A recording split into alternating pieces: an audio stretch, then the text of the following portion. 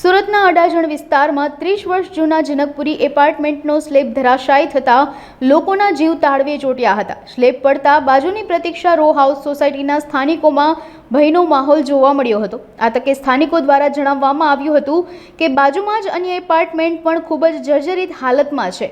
આ એપાર્ટમેન્ટમાં હજુ પણ લોકો વસવાટ કરી રહ્યા છે। આ અંગે સ્થાનિકો દ્વારા તંત્રને વારંવાર રજૂઆત કરવા છતાં પણ કોઈ નિરાકરણ ન આવવાથી સ્થાનિકોમાં રોષ જોવા મળ્યો હતો। સદનસીબે સ્લેબ ધરાશાયીની ઘટનામાં જાનહાનિ टली હતી।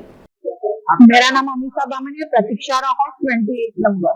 ये बिल्डिंग 25 इयर्स ओल्ड है। ये करीबन रात 1:30 बजे से 2 बजे तक अर्थक्वेक हुआ ऐसा सबसे पहले लगा।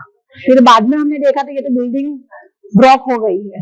बहुत कंप्लेन की, बिल्डर को भी बहुत कंप्लेन की, लेकिन हमें ऐसा बाहर से पता चला कि 1 करोड़ करीबन रुपए देकर उसको सब कुछ ये दाब दिया है कि हम कुछ नहीं करने वाला, हमें पैसा मिल गया है।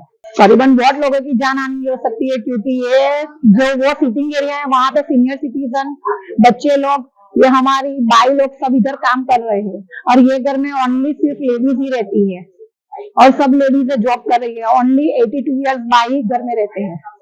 ऑनलाइन कंप्लेन की, कुछ भी किया, लेकिन कोई रिस्पॉन्स ही नहीं मिला हमें इधर से, और बोल दिया कि इधर से घर खाली करके चले जाओ। हमारा खुद का घर और हम घर कैसे खाली करें?